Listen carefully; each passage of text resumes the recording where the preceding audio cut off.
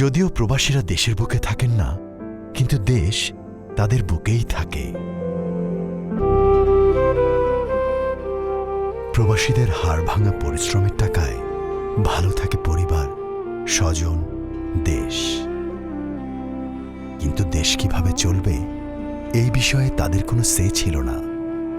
এবার থেকে প্রবাসীদের সে আছে। দেশের ইতিহাসে প্রথমবারের মতো পোস্টাল ভোটের মাধ্যমে প্রবাসীরা গণভোট এবং জাতীয় সংসদ নির্বাচনে ভোট দিতে পারবেন।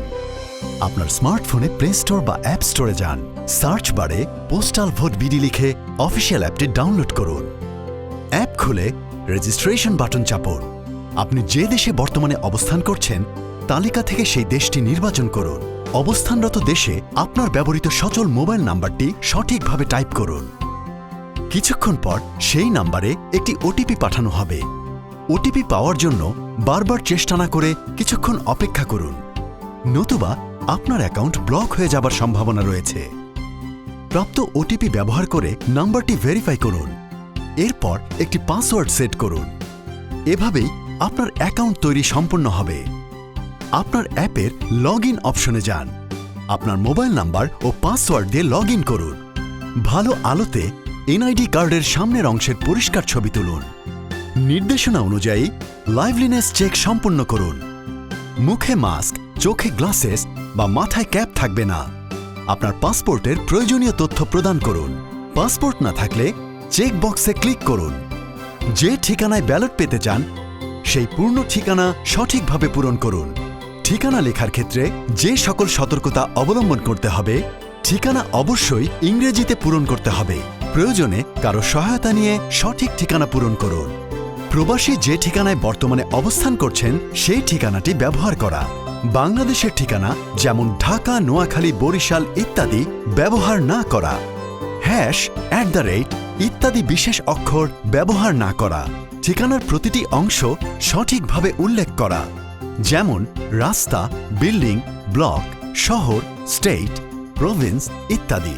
পোস্টাল কোড, জিপ কোডের স্থানে সঠিক ঠিকানায় শুধুমাত্র সঠিক পোস্টাল কোড, জিপ কোড উল্লেখ করা।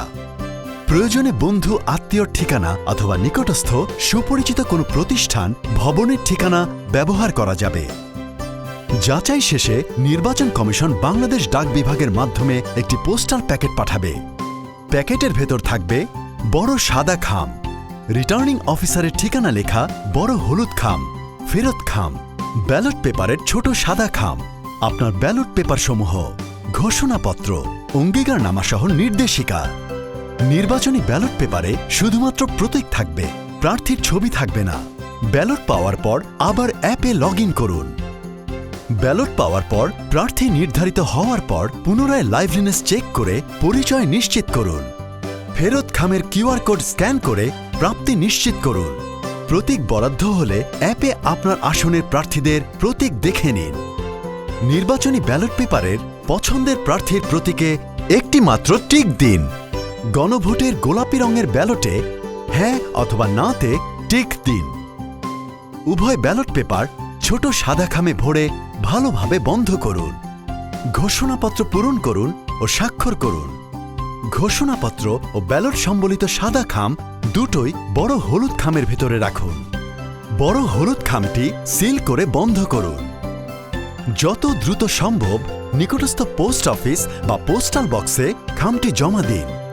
সব সময় অফিসিয়াল লিঙ্ক থেকে পোস্টাল ভোট বিডি অ্যাপ ব্যবহার করুন।